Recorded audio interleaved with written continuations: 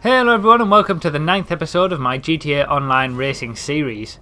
Now in this episode, the videos that you're going to see are races from the subscriber lobby that I did. Now that was a lot of fun because everyone in the lobby was at a good level of driving ability, and for the most part everyone was clean. You know, people weren't trying to intentionally smash into everyone else, and everyone was at a good standard of driving, so the races were quite close, quite clean.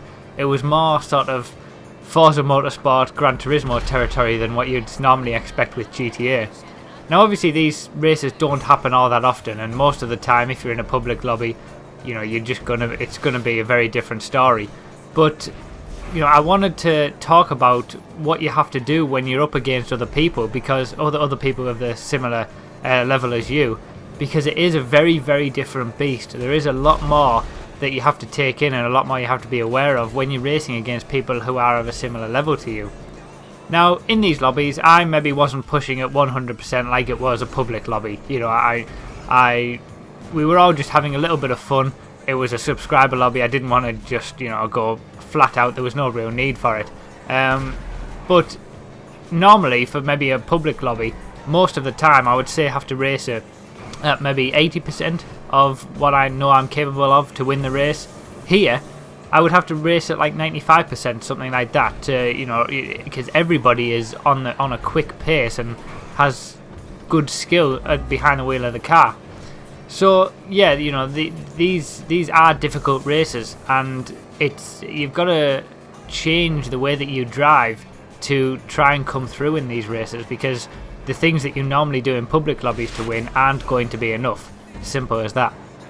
So I do a lot of kart racing, and I'm in quite a competitive series, and it's amazing how similar it is racing in GTA with people who are, you know, good racers as well, to racing in that karting series. It's staggering how similar it is to the things that you have to do to not lose time and to actually come through and win races.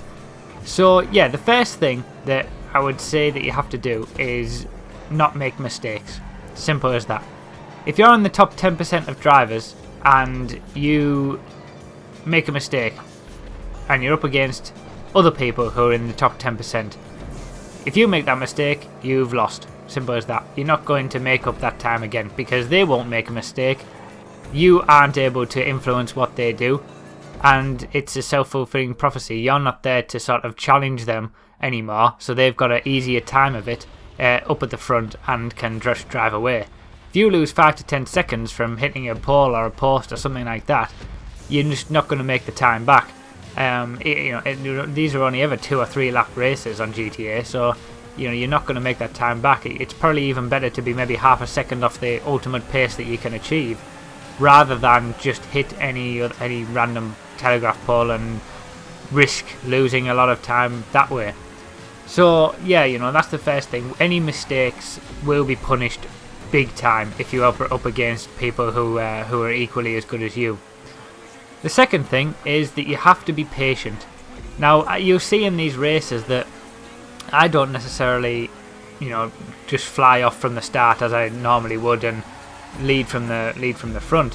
Things happen. Like here, for example, I get turned around. It's just accidental, you know. It's nothing that can be done about it. And at this point, I did have a pretty badly beaten up car at this point, so I wasn't quite as quick as what I could have been. But either way, you'll still see what happens.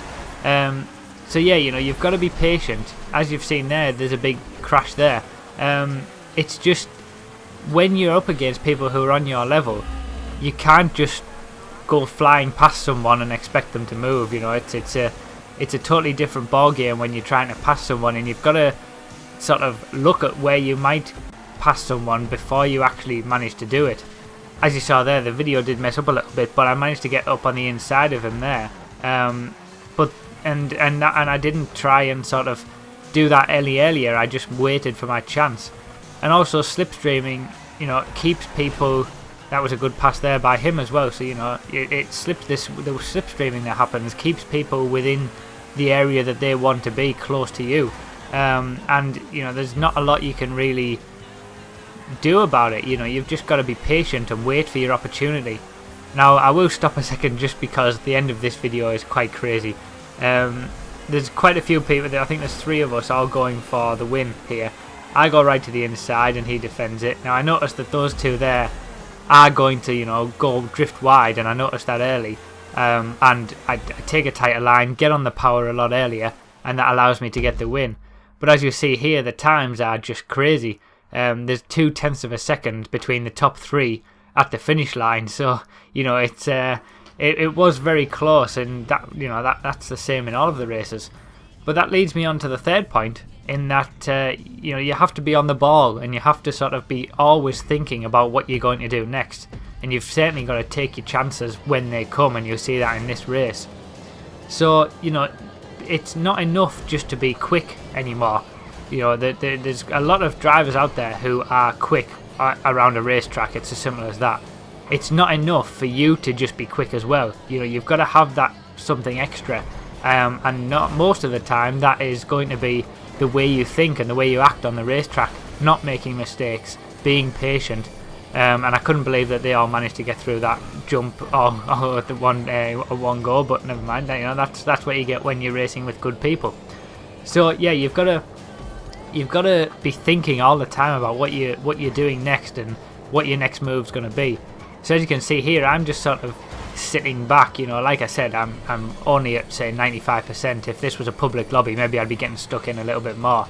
But I'm just sort of sitting back and watching what happens, just letting things sort of unfold in front of me, not getting involved with anything, because by doing that I'm also able to keep up. You know, when you are racing against people who are on a similar pace to you, you both end up slower because of it.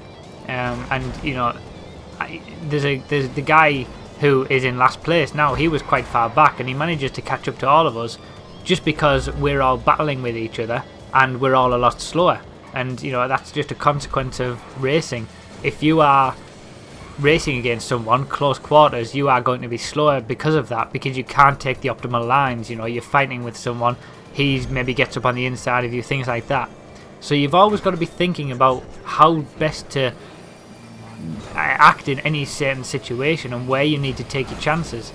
Now this is when I decided that I wanted to take my chance, and I knew that they were going to sort of go a bit too far off that little lip there, and I managed to sort of get out in front here. Now at this point, because I've chosen that point as my chance that I'm going to take, I just want to get away. You know, I don't want to get caught up with anyone else anymore, and I just want to get off in the distance and try to build up a bit of a gap, and that's what I managed to do, because once again they're all behind, fighting with each other, slowing each other down. So as soon as you get that chance to kind of try and pull away near the end of a race, you've got to take it, and you have to take those chances. Otherwise, you know, you're just going to constantly be caught up in battles all the time, and you're not going to get anywhere. So yeah, this was just a quick overview about how to race against other people who are sort of on your level in GTA. Now it doesn't happen very often, but I figured it was worth, you know, just there's a lot more that you need to know, and there's a lot more to it.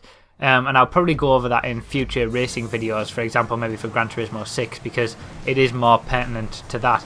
But you know, I wanted to sort of give a little overview of what you've got to do when you come up against good people, and I also wanted to show some, you know, good races with subscribers where, you know, you don't have to be smashing people off all the time, and everyone in the lobby is quite good. So you know, it's I hope you've enjoyed. I hope you've enjoyed watching. I really enjoyed the subscriber races that we did. It was such a different experience to actually be in a race where you're with good people. And you know, I would recommend to all of you to try and race as cleanly as possible in GTA, because it does make the whole experience a whole lot better. So yeah, thanks for watching, guys. Thanks for everyone who turned out and featured in the video, and be sure to hit that like button if you did enjoy. Thanks a lot for watching, everyone. I'll see you next time.